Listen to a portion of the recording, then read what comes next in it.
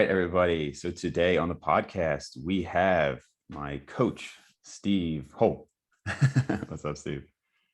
I am good, thank you. Yeah, I think it was Jared brought it to my attention. First of all, Jared Feather, he was like, Steve Hall. I'm like, I never thought about my last name sounding weird or anything. I was just like, it's just a bog standard name, but Sure. yeah, So good to be here. we were about to It's been a start. while. Yeah, well, it's been a while since the podcast. So we had you on, I guess it was right before the training, maybe like a month or two. And now it's been 6 months of training, and now it's been maybe a month, a little bit less. So yeah, 8 months. But obviously we've been having our regular check-ins and everything. So we're going to get all into that. But we had to pause for a second because as I was talking to Steve this morning, we're talking about weights, and I realized, hold on, I didn't weigh in this morning. So we stopped, got the weigh in. It's funny when you're like out of a routine, even just a little bit, how much you can just forget, some of like the normal things you have to do. I just had a client this week say that she so there was like a delay at the airport, and then the next day, whatever, she just wasn't able to get the weigh in. But yeah, always just little things can throw you off. It's like, that's got to be one of the most annoying things, but probably slightly more annoying is when you forget something that's like imperative to your workout that you normally put it in this one place, and for whatever reason, your routine got changed. So you put it somewhere else, and you're at the gym and you're like, oh fuck, like I forgot my straps or my Right. shoes or a belt or something. I'm just like, yeah. So and you said you're right under 190, right? And I'm just one over 190. Do you have a goal of where you're trying to get to? Are you going to try to get heavier than your last off season? So no, I don't. I think people's and my own perspective on kind of pushing to new body weights and things like this has changed over time, and I'm sure it will change again in future.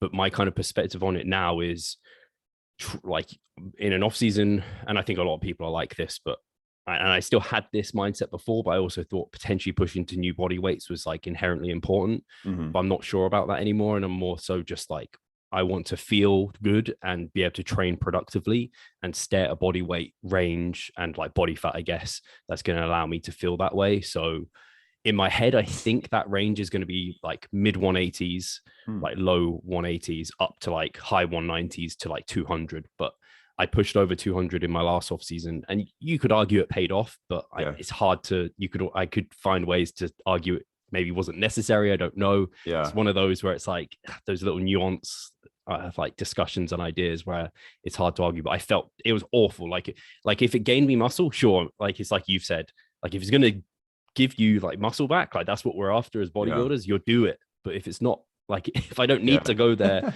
or like if it was not productive at all, man, it was a horrific like number of months force feeding and just feeling like pretty terrible. So yeah, I know you had a tough time with it, which is, it's so interesting to see the variability, because like I'm right now just getting to the weight where I can quote unquote eat whatever I want. And it's not to say, if nobody's heard me say this before, it's not because I can actually eat 5,000 calories a day and not gain weight. It's just that the amount I want ends up being about what my maintenance is. So like I could, like, what was it, 2 weekends ago, Easter weekend, I probably had 4,000 calories 3 days in a row, but then just my hunger was just less in the following days, and I ended up gaining no weight by a week later. Today I'm actually lighter than I was a week ago, just again because my body starts to fight against that a little bit. Yeah, you're in that, I guess it's the body fat settling point or range or whatever, where you're just comfortable and you feel good. So which for you at 200 plus pounds must have been so far beyond where you wanted to be. Before that, the heaviest I'd ever got was like just over 190. So it was like a good like 5% above anything I'd ever been before. Yeah. And so, even now, like I'm having, like I told you off air, to get my body weight into the 190s, it looks like I'm going to have to push over 4,000 calories. Not that I told you how many I was eating, but like it's a lot of food, like day in 4 times a day, 1,000 calories. Yeah, you can't like if you miss a meal, you're fucked. Like you can't add another 1,000 calories to another meal, eat like not easily, and then it starts impacting sleep. That impacts the next day. Like it just starts becoming this like, this is when you become like some advanced bodybuilder problems in a sense. Like where do you have to have everything in place. Do you start to implement more like junk food, or is it always just try to be as healthy as possible?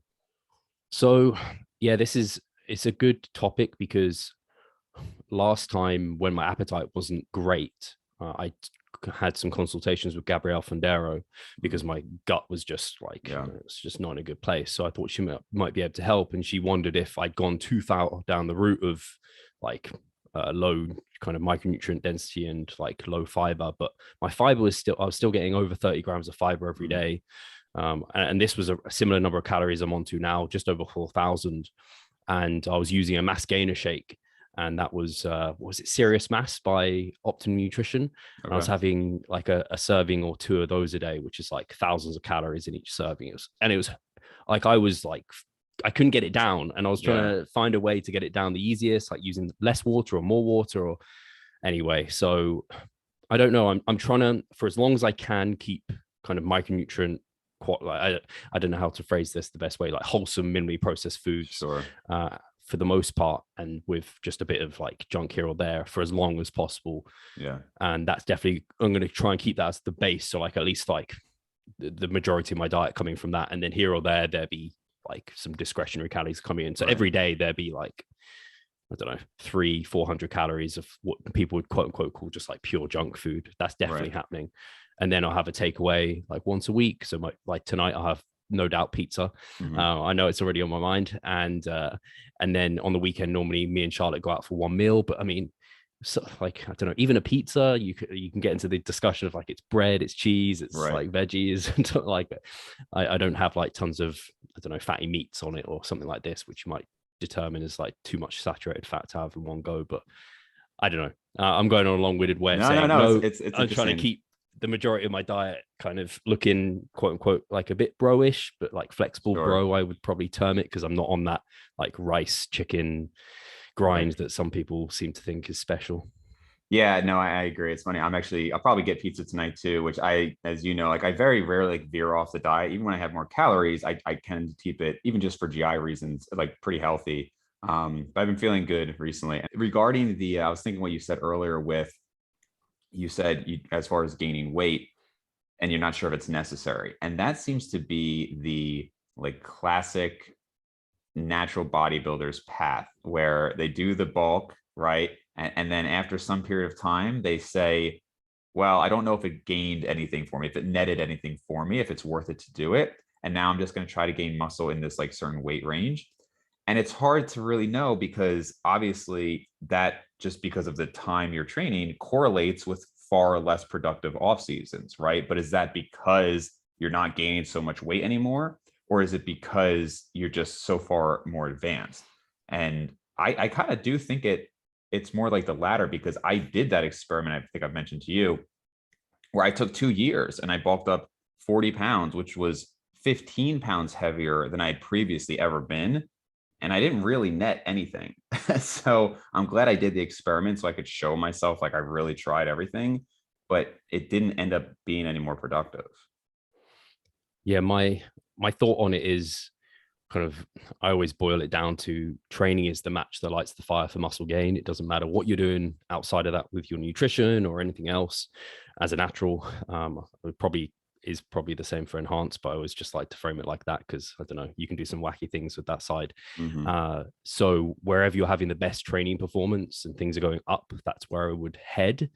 But then you get into a situation, there's probably those, like I'm probably that sort of person that my body doesn't want to be a certain size, so my appetite starts becoming a limiting factor. Whereas like for you may have a better appetite than I do. And so you could push up higher, and it's like, is your training performance still going up? And if it is, I would be like, oh, in my mind, it's good to go up there. But then it's a case of, as you come down, trying to maintain as much of that performance as possible. And if it just ends up all coming off, it's kind of like, well, did that actually pay off or what? Yeah, I mean, because I've never really had much of an issue with gaining weight, unless I'm just trying to keep it like too strict, like perfectly healthy. But even if I allow like reasonable things that some people would always include, I've been up to 220 and it wasn't that difficult. Whereas like you remind me more of like my friend Kevin, who like he'll get, Taco Bell like every day, and he'll get like whatever. And I know he eats a lot, and he just like, he said the same thing. He had a mass gainer, like it just made him like want to puke. Like some people just, it's a good problem to have at some point for some people, but if you're trying to gain as much muscle as possible, it's not the best problem. Yeah, I think it makes sense as we're learning more about like obesity and how it isn't just people who are overindulging and they're just like, there's actually like everything, there's genetics involved with it. Yeah. So I could just be one of those people that's just like genetically set up to like, really, my body doesn't want to get big. It's just like you stay skinny, and there's just such a strong homeostatic kind of almost like ceiling to that my body's like, no. But yeah, on the, I don't know if I actually said it, but with the having more junk food in your diet, more highly palatable foods and everything, I did go down that route. And so that's what Gabby was thinking. Maybe I went too far down there and I upset some like gut microbiome or whatever, that element. And so that ended up screwing up my appetite as well. So like you have to keep your gut healthy as well. And yeah, I guess this is where the enhanced guys really find an issue, because they just are trying to get ridiculously big. So they really have to manage those things a bit more. But but then they also have things that can stimulate their appetite, right? So yeah. And I've seen that. Call an appetite stimulant, would that fall into enhanced? I guess only if it was banned. Yeah. Like that's when people ask me like what's natural, I'm just like, well, look at the like drug, like look at the banned list. That's kind of how I just like that's like as objective as I can get, really, because it's like, I don't know, it's creatine now, like we're supplementing with more, like you wouldn't normally get that in like I don't know, like years ago. We're now being able to extract that and supplement with it. But it's not a question I've really cared about in a long time, to be honest, like what qualifies, because I don't have any pride in like being enhanced or natural or what, like I don't personally care, but yeah, it is interesting when you can think of things that like all of the like pro hormones and designer steroids at one point were legal, right? Back in, I don't even know when that was, maybe 90s, early 2000s. So it's a whole kind of BS line, I guess, as what is technically natural. I remember the only things I can remember ever doing was I supplemented with like, I think it was like a bull bile supplement. It was meant to like help my digestion, so then I'd be able to eat more. And this was when I was like, I don't know how old I was, like 18 years old or something, like taking this thing, because you just try and take every supplement under the sun at that age. Right. So let's get into the 6 months of coaching that we had together. So for people who saw the video, which I think is probably most people, the video, it got a lot of comments. I don't know if you actually went through and looked at the comments today. Yeah. Okay.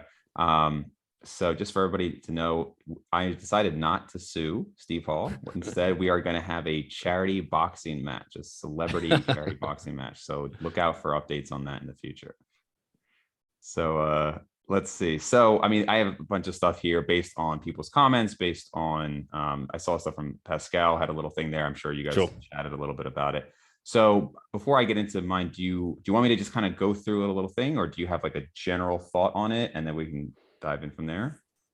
Yeah, I have some general thoughts on it. I listened to it initially and I just didn't make any notes, and I just listened through it and I was kind of like, oh, and I had a general impression. And then I listened to it properly this morning and like made some notes and thoughts, and I have some like summarized thoughts and feelings surrounding it.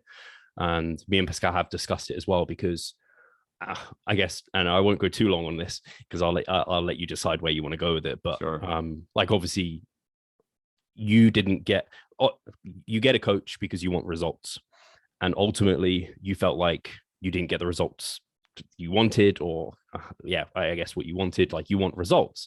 And so for like myself, I take incredible pride in being able to get people that.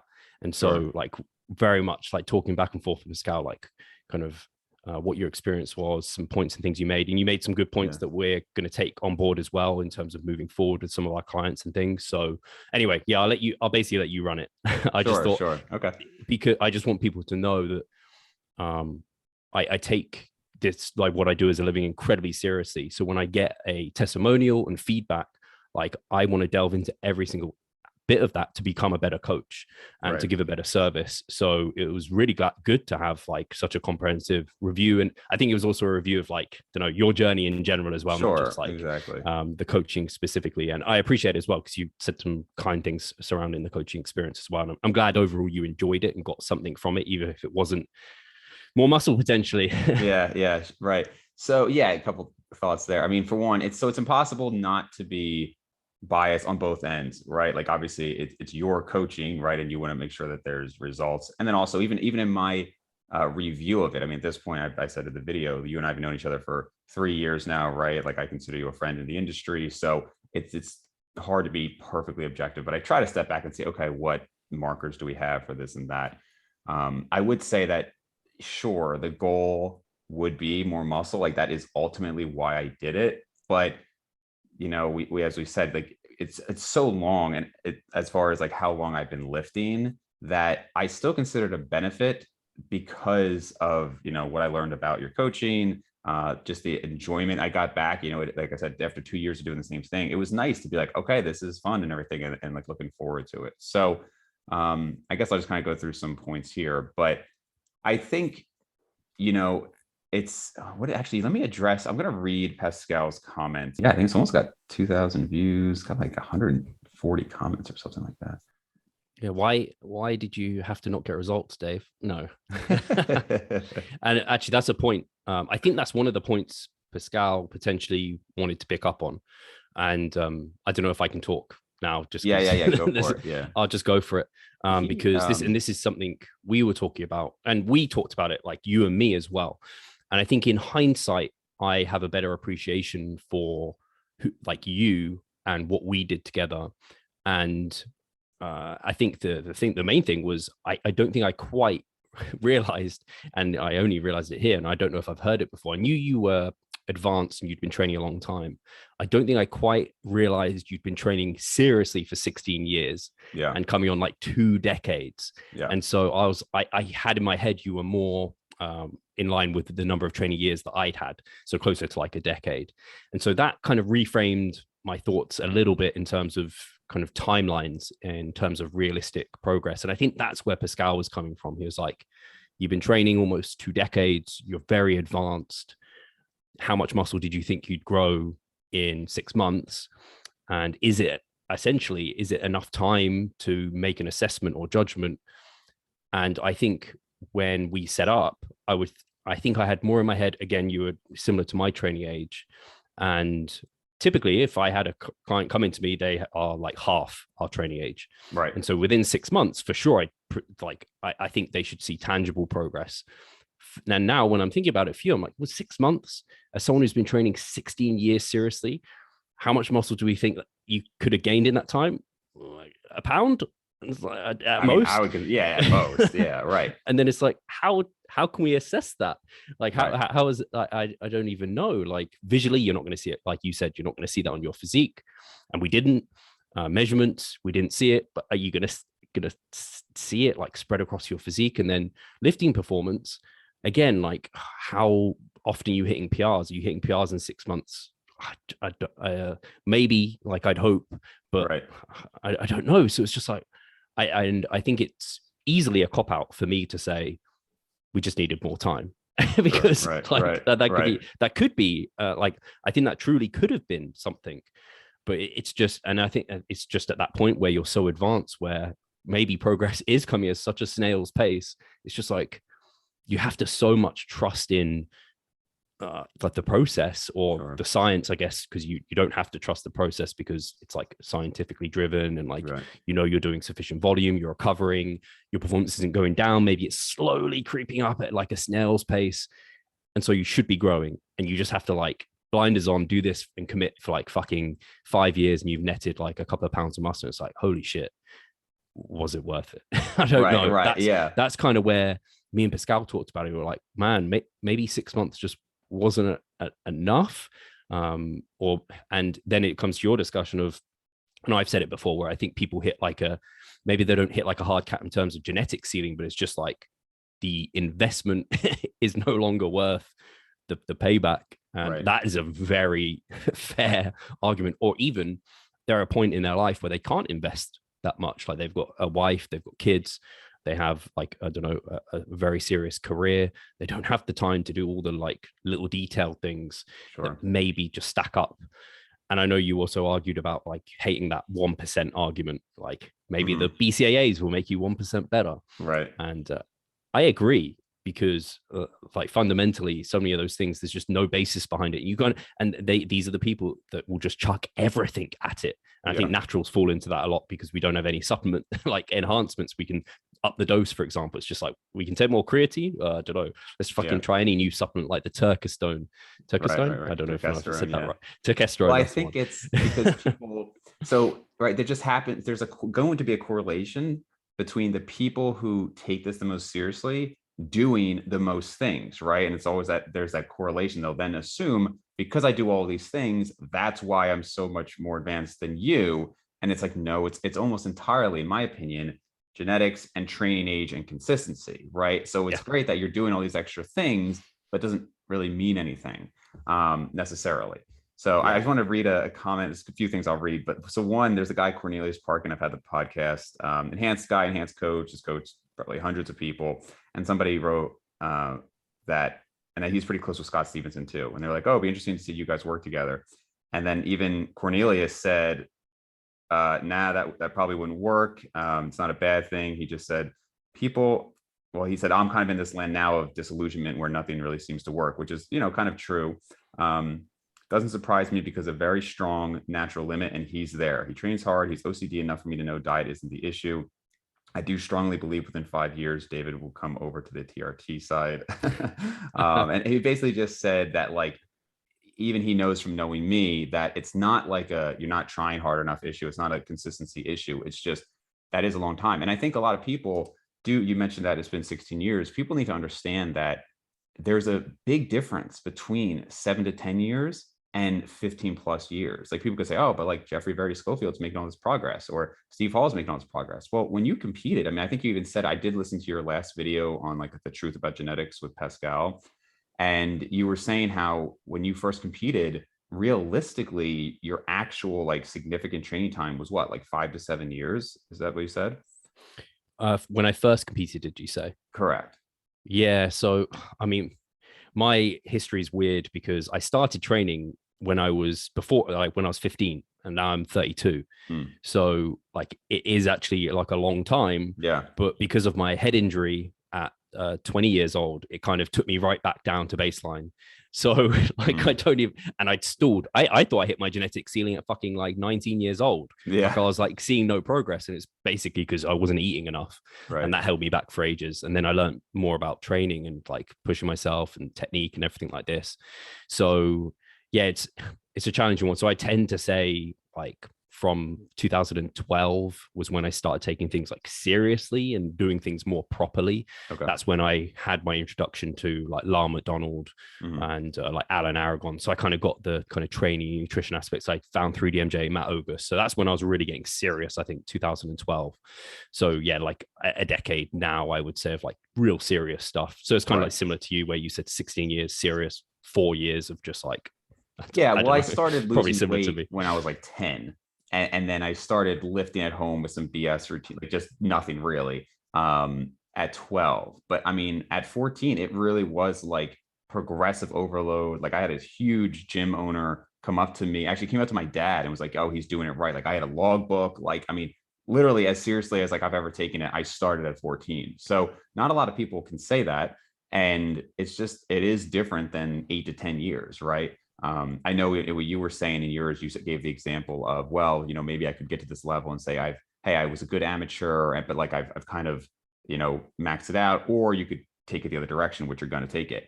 And I would say in your case, 100%, I think you should take it the way you're going to take it, because you're doing well, right? You probably still have a little bit left to gain. Maybe that is just a couple pounds over years, but there's still something.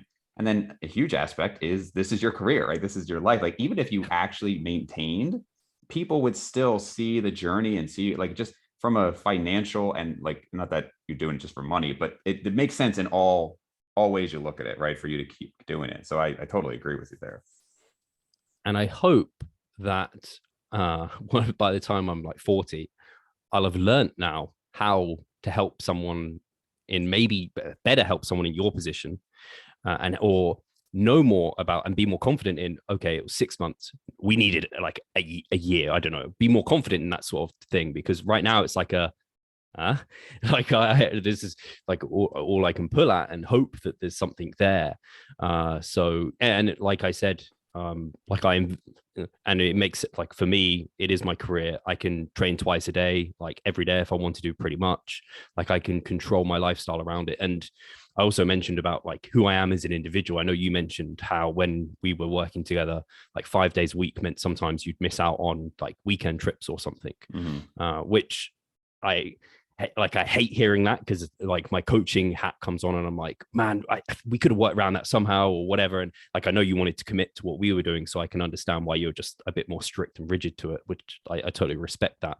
But for me, it's like I rarely even fucking do anything. Like I'm just like this like kind of recluse in some ways, and maybe like part of me is like, oh, maybe I would want to do more and like, yeah, take on these other aspects. But yeah, I'm to see where I can take it in that regard. And I'm still, I think the most important thing is like you enjoy it enough to commit that much. Sure. But some people do need to make that choice. Like if like they want me and they have the same like bodybuilding genetics I have, maybe it's not fucking worth it. Yeah. Just do some long distance running, maybe. Right. Well, somebody said in my comments section, they were like, have you ever considered you just have horrible genetics for building muscle? Like, it seems like nothing you do works. And I was like, well, one, I don't think I have good genetics, certainly. I may be average, maybe. But two, I said, let me be clear. I'm not saying nothing works. I'm saying nothing works now. But I mean, I was shorter before, but I probably have 50 to 60 pounds more lean body mass at the same body fat compared to when I was 14, which again, obviously there's puberty involved. So I'm not saying like I just gained 60 pounds of muscle, but I've obviously gained a lot. It's just, it's just a different time period. You had said something else. Oh, I was going to say also that, some people had talked about like picking up another sport and whatnot. But the thing is also in terms of improving, I'm strictly talking about lean body mass accrual at the same body fat here. If we're talking about just bodybuilding, there's so many ways you can still improve, even if you didn't gain any muscle, right? I mean, Jeff Alberts, kind of famously, I guess, in the natural community has said that he gained, I think, like 10 pounds of competition weight way late in his career because he was basically crash dieting. So even though he didn't gain that much in the off season, he retained more. So retaining more lean body mass, posing, getting your tanning better, just like learning to enjoy the process more. Maybe even if improvement comes from like, not alienating friends and family this season, and you just find a way to, improve there. So all I have to say, like, I don't compete, right? So I'm just talking about lean body mass, but there's obviously a lot of ways in bodybuilding you can still improve. And also just who shows up that day. Maybe you get a higher placing because somebody didn't show up or something, Not that we want to take it in this direction, but that last point, people don't understand. Like, unless you're a competitor and you've been doing this a while, you don't realize how important it is who turns up.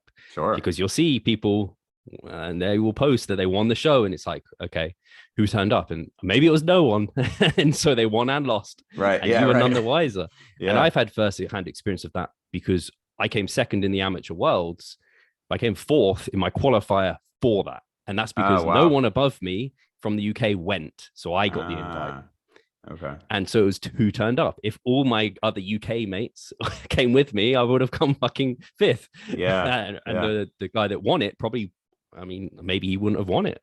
So anyway, it's like who knows? I mean, just by competing, if you're just say, hey, I'm just going to compete twice a year for the next 10 years, just by the numbers, you're probably going to have some great placings, some poor placings, right? You just do it long enough and you can say, hey, I got first place at a bodybuilding show. Like no disrespect to it. It's just, it's so dependent on, not just you versus powerlifting.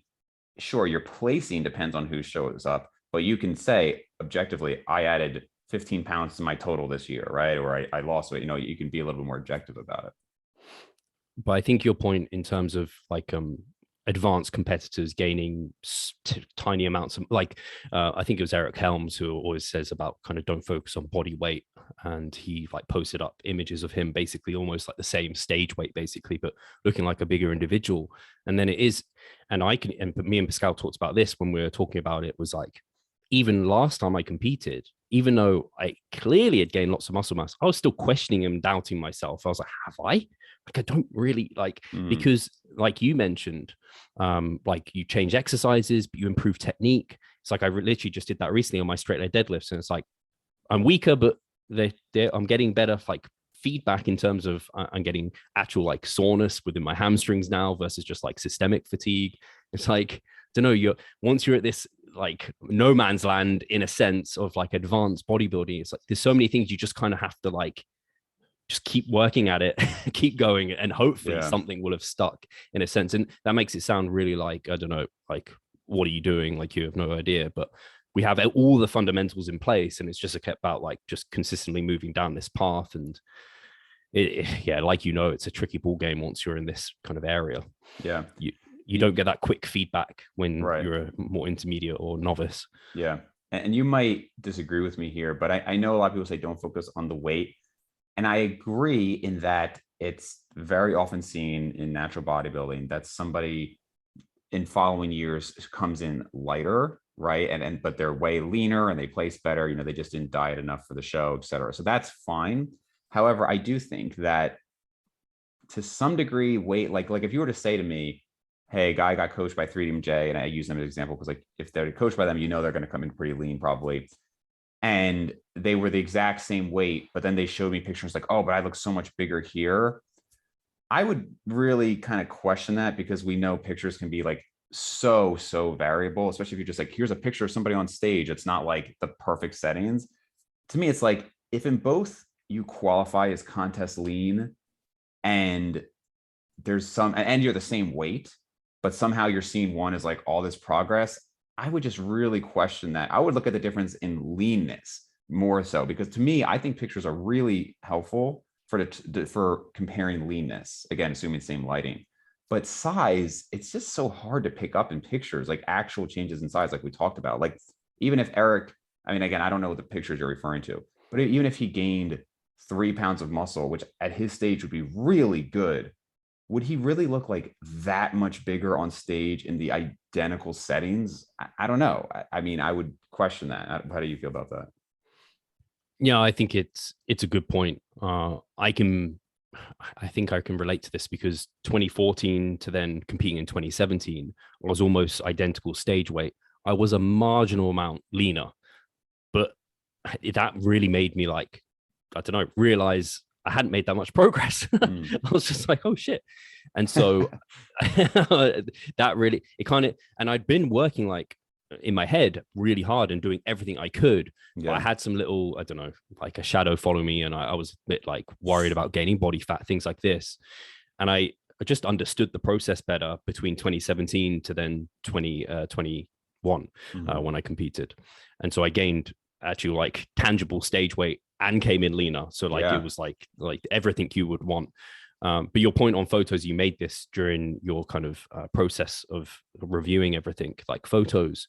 It is my biggest like bugbear with clients when I can't get consistent photos. Like, I nagged you for photos. Yeah. But it's not, I don't just want photos. I want flex photos as well, because I find some people just give me relaxed. I'm like, oh, fuck you. If you're like 5% body fat, I can't tell you're 5% body fat if you're relaxed. Well, I kind of can, but most people can't. Sure. And I want to see you flex so I can kind of see kind of how the muscles looking underneath. Are we seeing any more details come through?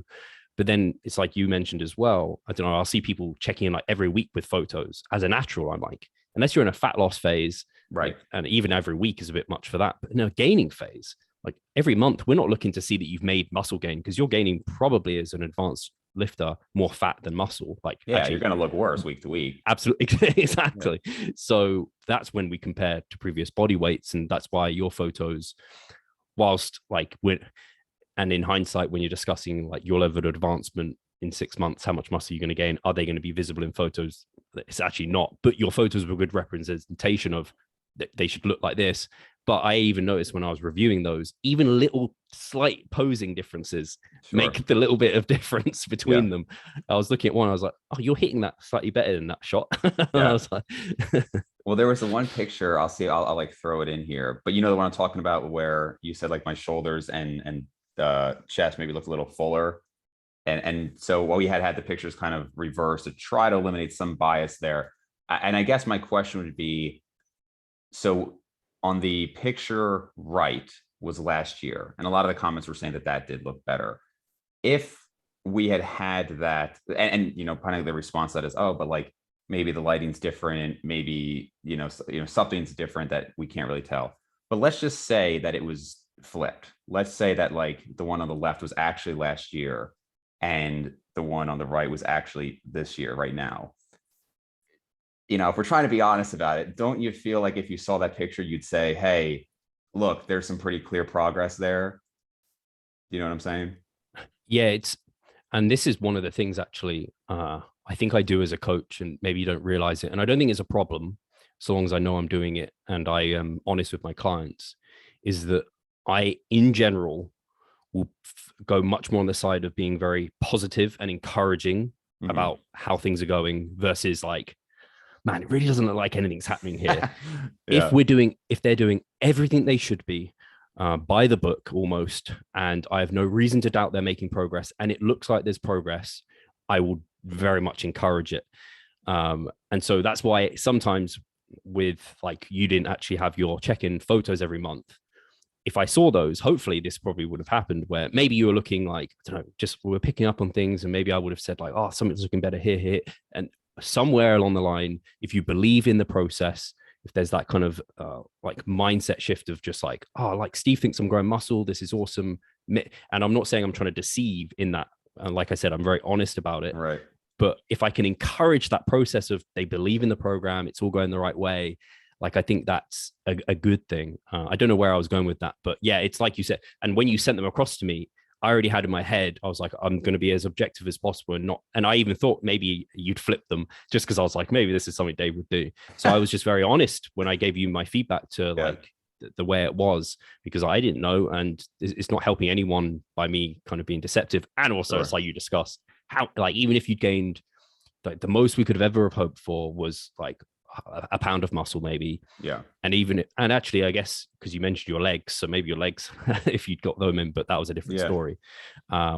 So it's like we're never going to visually probably see it anyway unless I there was agree. like some sort of miracle going on. Yep. Yeah. Well, that's the thing. Like people were saying, even when we started, it's like, how are you going to assess it? And I was like, guys, like it's going to be really tough. And that's why I said if I even had a quarter of an inch, not even a quarter, even like an eighth of an inch on my arms, or my waistline was a quarter of an inch smaller at the same weight, or my calipers, but it really was, and I'm just trying to be honest with everybody, it really was like identical. And I know I really do actually think most people like they're not amazing at taking measurements, but like I really have done it thousands of times and I'm extremely consistent. So I do think for me, it does apply.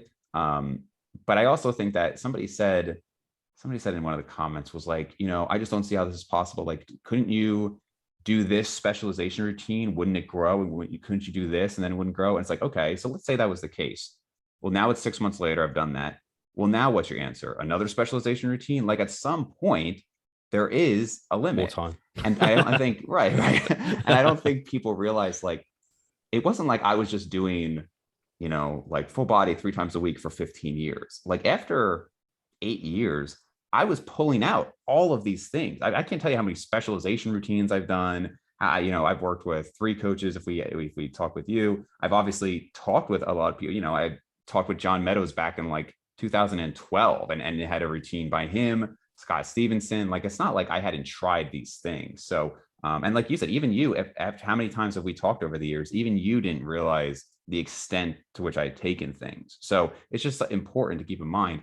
And also keep in mind, this whole like hard stall probably applies to like 1% of lifters, maybe. Like don't hear this and think, well, I'm 5 years in, like I guess I'm done. Like doesn't matter now. Like that's not the message you should take, I just think it's good to have the info out there, but it's not applicable to most lifters. I think that was something that I did want to, I probably should have brought it up right at the start, was just to make people very aware of your background in terms of everything there, in terms of like 16 years serious with everything going on.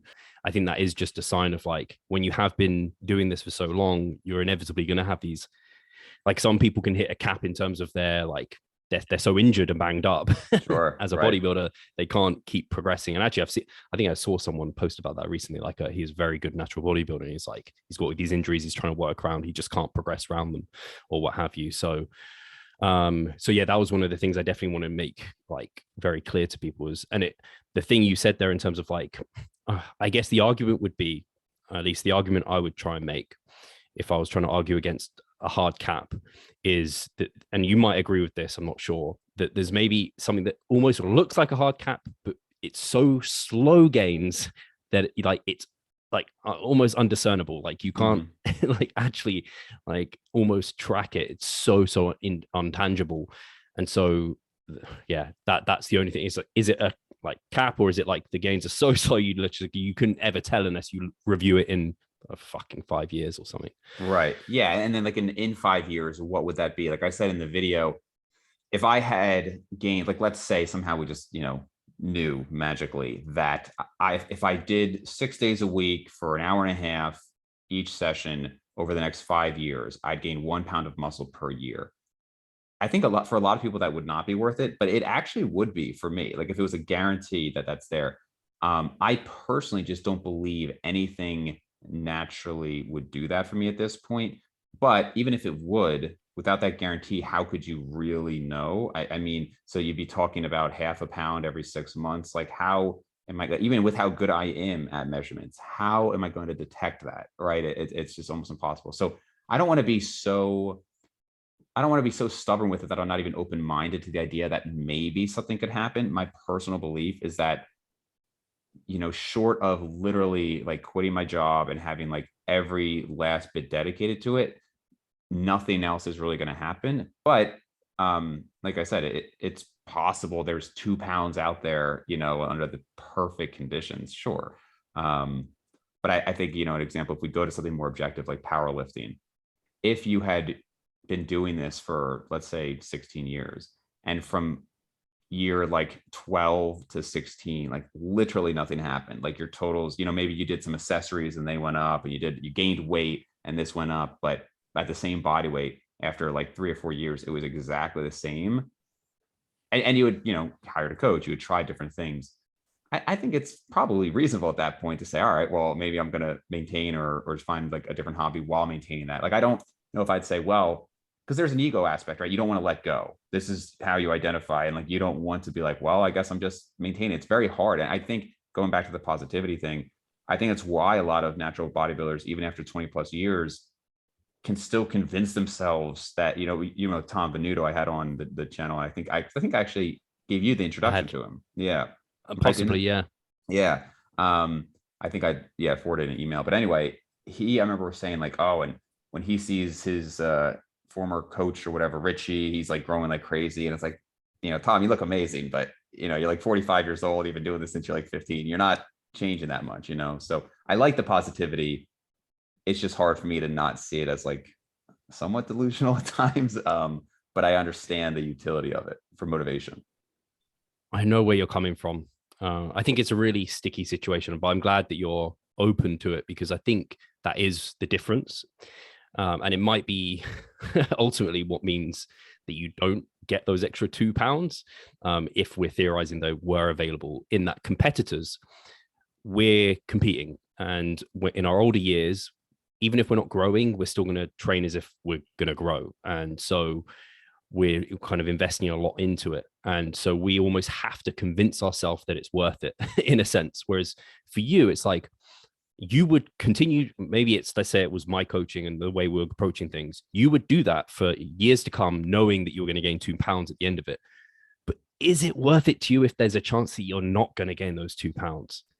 No, but as a competitor, you're going to fucking do it anyway, because you're a competitor and you want to improve, and you're going to do things like, I don't know, like you said, even in your dieting periods, maybe you improve on those, you lose less muscle during your contest prep. That looks like you've improved. So you're kind of invested and you're bought into doing it.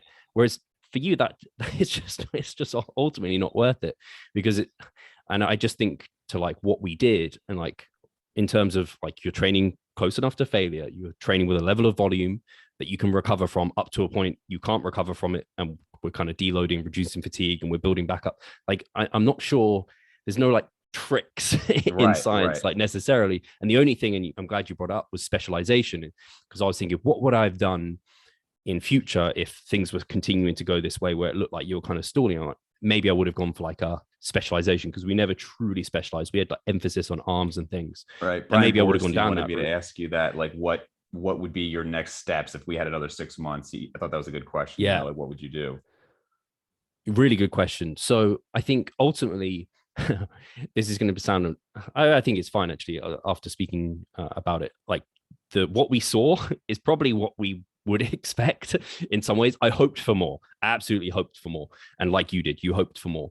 And I think you had to, and I think I said this to you a few times, you had to be open-minded for progress, because if you're like, doing it just to prove a point. Like this is never Right, gonna right. be like Yeah. you're never like I very much feel like body Screw follows Steve, mind. this isn't working.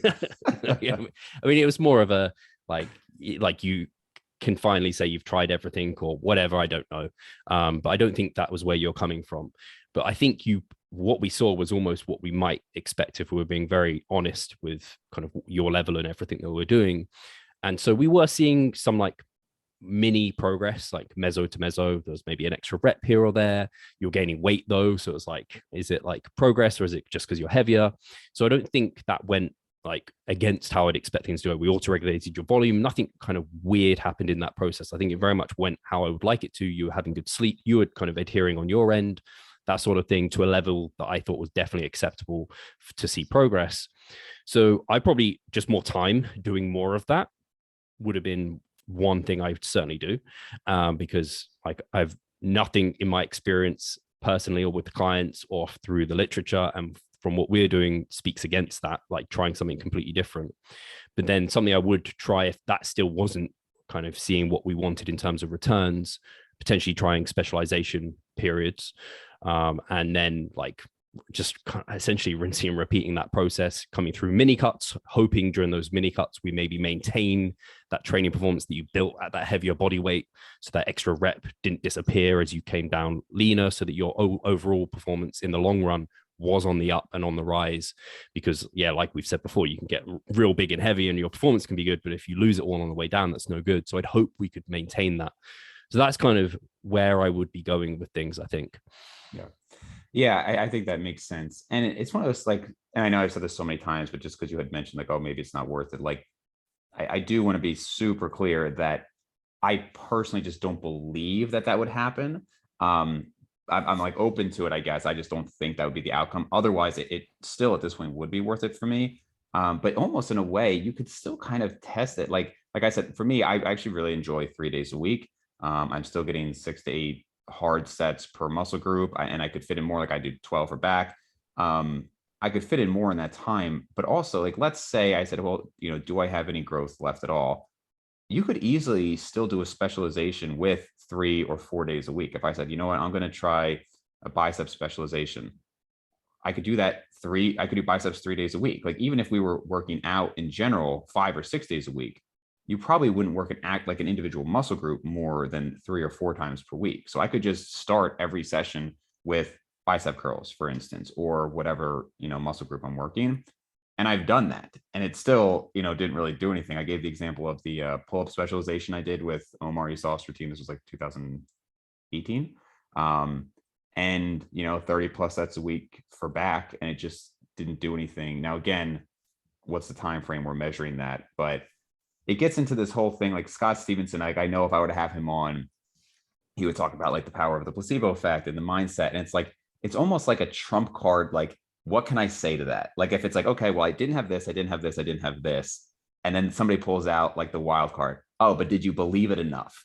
What can I say? Oh, well, let me triple my belief next time and we'll see if that works. Like, I almost don't have a response for it, It's why I don't like using it, because I know that it is like that. But it is, you have to also include it because it is true to a certain extent. Yeah, to an extent. So like that's why I said with like the check-in process and everything, I'm big on like just encouragement and belief. And I even will say it in some like starting videos. I wouldn't have said this in yours because you probably would have like laughed at me, but I'm like, I want you to believe that like I've done everything to my knowledge and power. And it's true. Like, I'm not lying. This program's going to grow you as best as we possibly can. Right. And I do believe the more someone believes in that process, and they have that mentality, the better results they're going to get.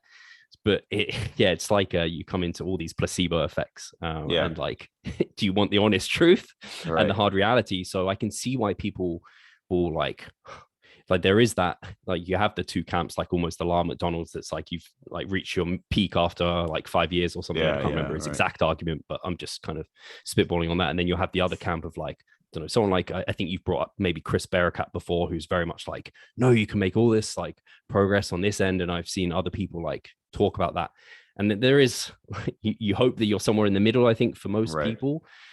But yeah, I can see and it's the same with the trump card of like more time. Like Yeah. I legitimately think more time could have bred more results, but I also don't want to use that as like an excuse. So it's like it comes back to that discussion round. Are you at this cap, or is it like a creeping thing where it's just like it's so slow that you know who the fuck Right. knows? Right. And then it is that, yeah, do you come and we can't say hard either way. It's like, how can you know your genetic ceiling? There's no, you can't ever know.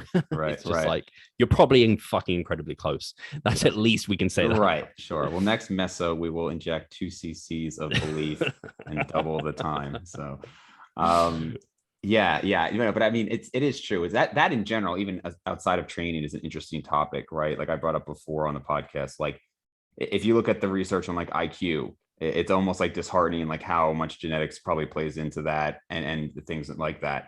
And so would you tell a kid like, hey, like realistically, you're probably not going to do that well in school? Like, like that's not going to help anything. You don't want to lie, but, and then, how much of it is just because they get the positive feedback, they are consciously or subconsciously doing more, right? Like maybe this is somebody who, like you and I are not going to have an issue for the most part where we're like, yeah, maybe I'm just not going to go to the gym today. But if you have somebody who is maybe a little bit less motivated or strict, maybe that positive feedback didn't biologically change anything, but it made them, mentally more into it. So like, what, I'm getting this positive feedback, I'm going to go to the gym, because that's like 100% the case. Like for a lot of people, that is totally the case. So from that standpoint, I do believe in, the positive reinforcement and everything. Does it change anything? Like, again, like physiologically, the placebo studies are very fascinating, so it's hard to say. Yeah, some of them are crazy. Like the placebo effect in some instances can do some really weird stuff. I just remember Miguel wrote an article for our website ages ago. Like it may have even been things like people can recover from certain things, and it's just like there's no reason for it, but you believed in it. I think even and I can't speak for people here, but I've heard about it with like cancer patients. It's almost like the belief that you're going to crush it and you're going to get through it is like, it's been spoken about. It's so important to actually recover. And it's like the scientist in me doesn't like to believe these placebo, sure. like it is science, but it's also like, it's not science at the same time. But I think Greg Nuckols ages ago, I think brought up an example about like people followed the same program, but one person had like a coach and the other person just followed the program on paper. The person who had the coach did better just because they had someone that they believed in and that was helping them. It's like, wow, like just having that like person who believes in you can be so powerful. So I obviously wasn't a big enough belief. No, I think some of the studies, like again, because it's also, there's a set, like I remember doing a the whole 23andMe ancestry stuff like that. I'm not saying that's like completely validated, but they do have, you can run it through something called Prometheus, and it kind of like says like what every gene has been studied to like have an influence on. And one of mine was like, well, quick little side story. They have, it's like 22,000 genes. And so like you go through and it's like, there's this many positive and there's this many neutral and this many negative. And so the number of allegedly positive and neutral is way higher, but even a small percentage of 22,000 genes is still a lot. So there's like, let's say 2,000 negative ones. And in my mind, I was like, I'll go through the negative ones first, and then I'll go through the positive. So I'm going through like thousands of things saying about like increased cancer risk, increase this. I'm like, this is a horrible idea. And obviously those would be balanced out by positive ones. But one said, decrease susceptibility to the placebo effect, which I thought was interesting. And there is like, when people do these like stage shows and they'll like hypnotize somebody. Well, one of the things they do at the start is they will have a bunch of people and they'll see who is more susceptible to their influence. And then they'll pick the person who seems like the most susceptible. So it's not, some people really genuinely get quote unquote hypnotized, but not everybody would be susceptible to it. Like I feel like personally, if I was called on stage, I'd be like, this is bullshit. Like, yeah, go ahead and try. Like, I'm going to specifically try to like prove you wrong. Right. So some of these placebo studies, like everybody knows about the steroid ones, where these people who are already advanced lifters gained so much, and I'm just like, how? That just does not make sense to me, because I've told you the story where I tried to placebo my brother. And like didn't do anything, and go on like the bodybuilding forums, and there's no shortage of people complaining that like, is my steroid fake? Like, because they believe they bought steroids and then nothing happened. So it just makes me question it, is all I'm trying to say. I reckon I would be one of those people that would be easily placeboed. I have a feeling. I think I'm heavily influenced by things because I can even remember things like, I don't know, the first time I took like ashwagandha and I was like, oh, I feel weird. I was like, and then I took it.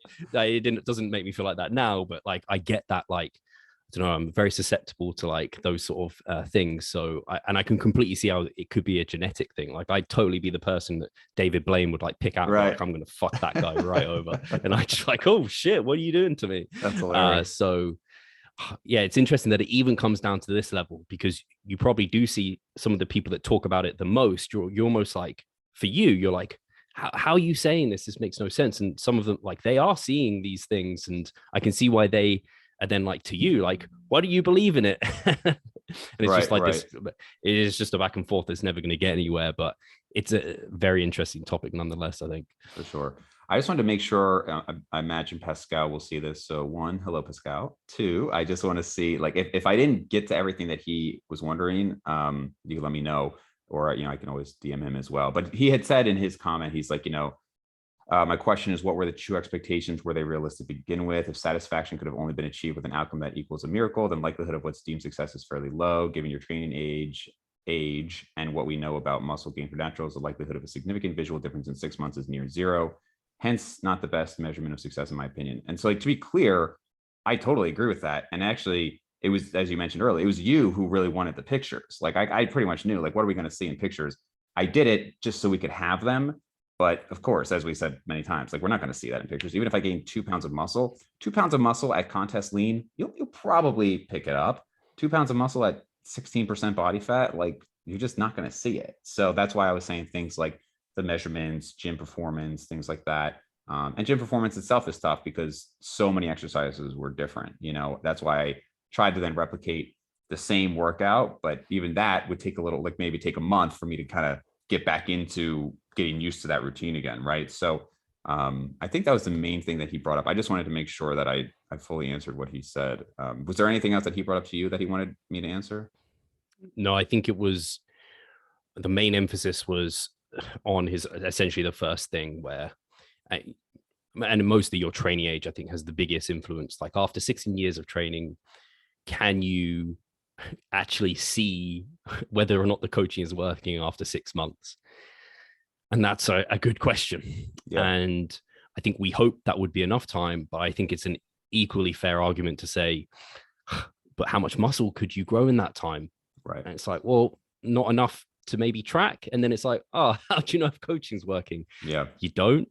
So for like most people I work with, I think 6 months we'd probably see, and like, if it's fat loss, I mean, it's of course they're going to see progress. Sure. But for building muscle, it's so slow. I think it's why like a 10-week fat loss, like, group coaching thing or whatever will sell, but like a year-long mass gaining program, right. No one's going to do that. Yeah. So I think that was the main point he wanted to make, was just like, maybe it just like, maybe it wasn't enough time, and that's what was it. yeah right. It's hard to say. I liked that video you guys watched, that you the improvement season that you guys did.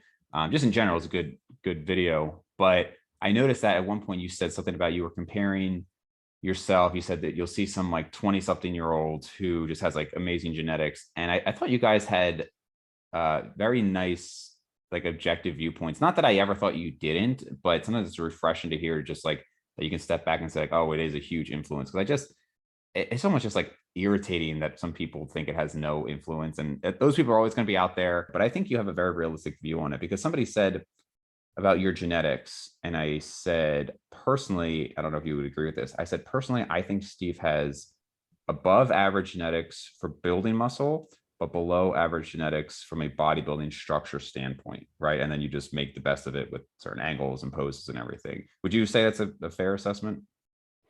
First of all, I appreciate that you appreciated our perspective on the genetic topic, because for some reason, it's like a bit of a, like, it really rubs some people up the wrong way. I don't think it should. It's like a very matter of fact. Yeah. Genetics have a fucking huge influence.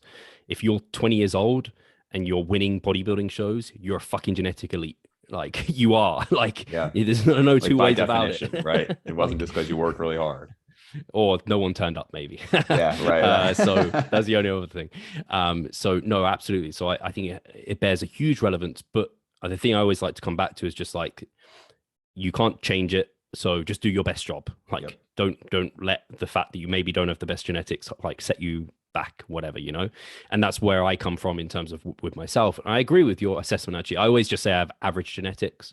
I think at times I thought I had like poor genetics, but as I was like, I've done this for a decade, I'm like, oh, actually, when I compare how much, like, and you said above average genetics for muscle mass, maybe, certainly my arms, but like, and actually in terms of bodybuilding, my arms are probably above average. They're definitely above average as well. But it's because like people will say, like, I don't know, I don't have big quads, for example. It's like, I actually do have big quads and they are strong. It's just they don't look Yeah. very good because Right. they, from a bodybuilding perspective, aren't great. So actually, I think I agree with you. I think actually potentially average to above average for like muscle growth potential, because I think I have a really good amount of muscle mass for like who, like where I am. I don't know where my FFMI is. Not that that's the best marker, but I don't think it's too far off, like 25. It's probably like a bit under there. Yeah. And then, yeah, for bodybuilding in terms of like, apart from my arms, like everything else. And the biggest thing that holds me back is like waist to shoulder, Yeah. like difference is like, that's why I hit like a most muscular and my elbows are out here Right. Right. versus like this square box, or Yeah. I don't know, people hit this front relaxed and they're just like, they have no waist. It's like, no. Right. Yeah. No, I'm part of the blocky waist crew for sure. Well, because I Uh, remember hearing Mike say on one of the podcasts, and he was like, you know, he was like, Steve, you have dog shit genetics. I didn't expect that. Yeah. I was like, dude, It what are you took me. talking about? But I guess if he just means structurally, sure. From a building muscle standpoint, like no way. There's just no way. Again, almost like you said, by definition. Although I will say it was very impressive. You're one of the rare individuals that even after competing, like you said, 2014 to 2017, not a lot of progress. And then to then go and make that much progress, you know, the next 4 years was really great. But that probably does speak to the whole thing about early at the start of this episode where we said you took a long time, but you also did get to a new high weight. And maybe there was some value in that. You know, I mean, I think there is value. I mean, you know, Abel and Brian and I have talked about like you allowed yourself to eat, right? And like, or forced yourself to eat, really. And I do think there's value in that. I don't think continuing to do it year after year after year, that's why I stopped doing it. But I think you're holding yourself back if, as a natural or enhanced, really, you don't push the limits with weight. I really do think that that's an important thing to go through. And almost every long-term natural has done it, who's impressive. Yeah. I think particularly now we have a better understanding of body fat in relation to partitioning ratios and how it isn't a strong relationship. Like, it's not the fatter you get, the worse your partitioning ratio is to like Yeah. muscle. That if your training performance is really good, you're like feeling good, keep like, and someone's like, should I cut? I'm like, well, if you've got no reason to be lean anytime soon, Yeah. no, like keep pushing up until obviously you don't want to get like, this is where the poor health would come in probably once you're much over like 20%. Yeah. Maybe some people still feel all right. And then I'd just be like, I get a bit uncomfortable when you're like, can't see any muscle on you, like in Right. terms of Right. I definition. always thought the P ratio thing was kind of BS. Not that it like doesn't exist, but more just like, it's like, look, man, like you don't look at this team of football players who's all like 20+% body fat and be like, you know what, you guys really need to cut down first so you can gain more muscle, you know, or if like powerlifters, like it's not like these heavyweight powerlifters, it's like I got to cut all this weight so I can have a better partitioning. Like even if that percentage in a study is the case, that's slightly better when leaner. First of all, that doesn't necessarily apply to people who dieted down to get leaner. It applies to people who are naturally leaner. But then secondly, like just in the real world, that's just not what we see, you know? So I've never really been in the camp of like, you got to diet down so your bulk is more effective, you know, again, to a point. I think it appealed to people like myself who are a bit fat phobic and like, oh yeah, I should do this mini cut and like get striations because I'm gonna have a better P ratio. Right. I think it's good that it's like going away, because now like people like myself are just not going to be as scared. Not that I am anymore, but you're going to get less of these skinny guys who are just like, oh no, I have to stay lean to like gain muscle. It's like, no, you need to push body weight up. Yeah. I also liked in the video that you guys were, again, and Pascal had good perspectives on it too. Like he said, you know, people are like, oh, just compete, you know, you're never going to be ready, just compete first. And he's like, well, no, I want to wait until I'm actually ready and like have a substantial amount of muscle mass to compete. You know, I think it is like, could be embarrassing to go on it before you're ready. And you had a good stance on, like you said, with that 20-year-old example who they maybe had better genetics and they had better clients. And like that could be frustrating as somebody who's done this for so long. And everybody's like, oh, but like just focus on yourself. Like don't, and it's like, look, like it is the most human thing to compare to other people, right? And so not that it's like necessarily good, but I like that even after all this time as like kind of like a figure in the natural bodybuilding community, you can still say, no, that actually is frustrating when that happens, you know? No, it absolutely is. It still happens where people will judge your knowledge based off your physique or how heavy you can lift, whereas that has no bearing on your ability to get other people like Right. that. But it does have a bearing on, again, who you attract. And if you're elite, you probably attract elite because elite are only going to go to elite in terms Right. of physique. And then you have all these like people who are your, and I've seen this, you have your like top tier clients who you put everything into maybe, and then you have like these other people that come and they try what you're doing. It's like, fuck. Yeah, it doesn't work. Just going harder and eating more or whatever they say isn't doing it for me. And then they kind of do some research, they do some Googling, they find your podcast, my podcast, and they're like, oh, these guys seem more up my alley and they can Right, more probably help me. relatable. Yeah. Whereas like that elite person who just as responds to anything, maybe that never need to get to our level of thought about things. Yeah. Yeah. So this isn't totally related, but just something I had thought of. I do think that natural lifters can absolutely learn from enhanced lifters, you know, because, and reality, probably even more so because like enhanced lifters, can they learn from naturals? Sure. But there's got to be so much that they can do that like the naturals just never experienced. Whereas all enhanced lifters have at one point been natural lifters. Now, some people made that jump after a really short period of time, so they really never got to experience it.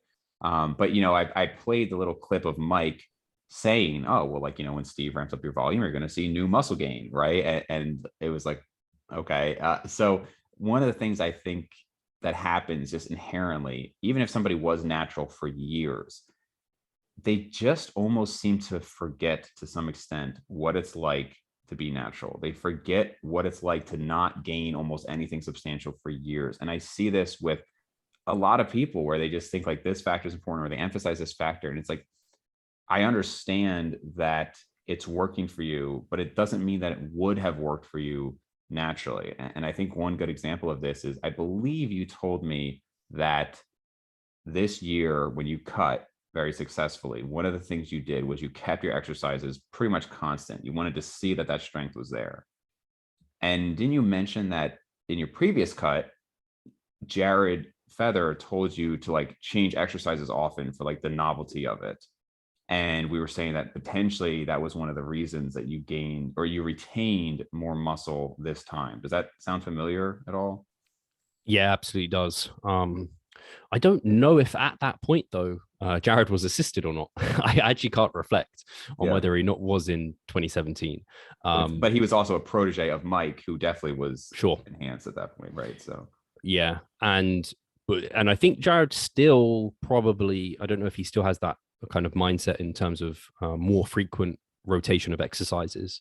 I think he may still have that. I don't know. You'd have to ask him. He's yeah. quite like secretive about coming on podcasts and things. Damn him. So you have to come June 4th London seminar. Okay. Just to sell it to anyone who's listening who maybe doesn't even know we're doing that, but Jared will be there. But yeah, we were changing exercises way more frequently, and I was stubborn about keeping the same exercise. And I think that helped. I don't know though, but I think you're right in terms of, and even I see it with myself and even with us working together. Like I almost had you in my head, but didn't. You had double the trainee age of what like my most experienced probably trainee has, maybe not quite double, but close to that amount. And I don't think I took that into consideration when I was like thinking about the results we should see at the end, which is probably why I was like, yeah, photos would be helpful because I find them helpful with the rest of my guys. But then when I sat back and you did your video and I thought about it, I was like, hey, photos, maybe they aren't going to be like helpful really at that point. It's like frustrating because I want to be able to like prove that something's happening. Right. It's actually really hard to. But yeah, certainly I think it's hard not to be influenced by kind of where you are now, and you end up maybe speaking slightly out of turn to how you would have spoken where you were once. Yeah. Whether that's enhanced or just like very advanced as like a natural or whatever. Yeah. Like I would just be so curious to see like enhanced Mike coach natural Mike if he had been natural like this whole time. I could just see him like saying like things are going to work, and then natural Mike's like, nothing's fucking happening here. Like, like, and who knows how it would actually turn out. But I think that's why ultimately I do like to follow the guys like 3DMJ and all that. And I follow Mike's stuff, but I don't apply it as much. And again, obviously it's one of those situations where we'd say, hey, we agree on 90% of the things and all that. But I just find that guys like 3MJ are a little bit more relatable. You guys are relatable. And there's still things that are fun from an intellectual standpoint to kind of play around with. But again, at this point, it is a lot about how can I stay interested in the gym and motivated. And that's one of the things that like why I enjoy the 3 days a week. Not only does it allow me to have a little bit more of like other things in my life, but when you're working out less frequently, it's like, oh, it's been 2 days since I've worked out. Like I want to get back in there, and maybe going back to the whole like belief, maybe that's just going to be something that keeps me going for another 10, 20 years versus if I was doing 5 or 6 days a week and I had to, maybe mentally I would just kind of burn out from it with everything else going on. Yeah, no, I can totally see that. Where I am, it makes me think of people who are maybe in your shoes who do compete, and I'm like, fuck, like I find competing very challenging, especially towards the end. Yet I have my life almost set up. Like Right. I can choose, like I can wear, like for example, keep my totally daily energy expenditure up by wearing a weighted vest and doing all these walks and standing at my standing desk, whatever. And I just like I can set up my schedule. It's like for you, like you have to be like front facing clients and like interacting with people. And it's like you have to wear certain clothing even Yeah. potentially. So like I take my hat off to this is why I think, like I said before, like so for some people, I think there's a lifestyle constraint that Sure. means possibly they don't see as good progress. And so maybe they don't quite get like they hit an age limit to their gains, or Yeah. they just hit like a complete lifestyle limit. Yeah, for sure. I'm very interested to see what will happen with you a little bit. Like I'm sure because you compete and you're a coach, it's always going to be a big thing for you.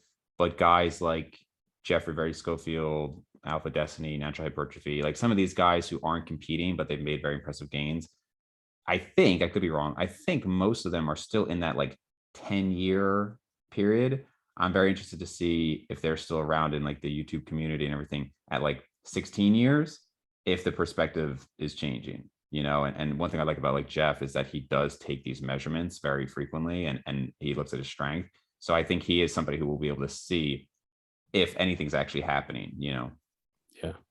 Yeah. I guess the only person I can think of that was similar in that kind of way is Matt Ogus. I'd Yeah. be interested to know how much he thinks he's improved over the last like few years. Yeah. And a lot If of you the can get him guys on, who, yeah, I tried to I've get been, Matt on yeah, I've years tried. ago. It was no luck. But a lot of the guys, they do kind of drop off like Omar Isov, who's been doing this a long time. I think he's been about the same for, I don't know, 5 years. I mean, at least from his strength standpoint. Now I know he will focus on different phases, but I don't, his like PRs were set like 5 or 6 years ago. But then a lot of people just on YouTube fitness in general, they go to other things, right? Like you guys Yeah. have the coaching, so that makes sense. But like Omar's channel, he's kind of like stopped. Like people have like a window, and it's good to try to take advantage of it while you have it. But then you kind of just get into other things in life, and which I don't like. Mike said this before too. Like I don't think that's wrong. Like I think it's a reasonable Yeah. thing to do. It's like there's other things. I don't know if I'd want to get into other sports. Like somebody's mentioned, oh, you could do that, but the nice thing with bodybuilding is, and I feel this way with my situation, it's like I'm going to be lifting regardless. So I'm going to still try to progress. Like, don't get me wrong. I don't go into the gym and think, all right, like this is what I got last week. Once I get that, I'll just stop. Like I'm still trying. And that's how, like I hit a pull-up PR this summer. It was just a 1 rep PR from 2 years prior. So that's the speed, it was 14 reps with 45 pounds attached to me, summer of 2019, 15 reps with 45 pounds attached to me in the summer of 2021. So like I'm still doing the pull-ups, I'm still trying, and maybe once a year something pops out. But versus sports, it's a whole nother endeavor, higher injury risk. Like I think jiu-jitsu is really cool, but I just can't really risk like my neck, back, or hands getting, like my career would be totally screwed. So there's just things. I don't know if you've ever like avoided sports because you don't want it to affect your bodybuilding, but No, I think it kind of came to a transition. I think because of how my accident kind of happened. And so I just fell out of love with doing various things like running and like, I don't know, I think I just ended up kind of isolating myself. So then bodybuilding just allowed, like I just found it and it kind Yeah. of, I just gave those other things up kind of slowly over time. So I wouldn't say I avoided them. It just kind of happened serendipitously Yeah. kind of together. But now I can remember the last time I played football was like, I don't know, 3 years ago or something. I used to love it. I actually do enjoy playing it. I was sore for like a week afterwards. So now if I was to do it, Yeah. I'd be like, fuck, I will really think about what Yeah. I'm doing with my training here. Yeah, I've definitely noticed, like, I don't feel significantly older now at 30 compared to 20, but I just know, like, I have to be a little bit more careful. Like, like my brother and I like sprinted on the beach 2 years ago, like no warm up. And I was like, maybe you gotta like just be careful with that, going forward. Or like I've mentioned like my beastly cousin who like has like the huge legs. And I don't know where the Yeah. genetics come from. And he's like 250. And I remember we were just kind of slightly wrestling, just like briefly.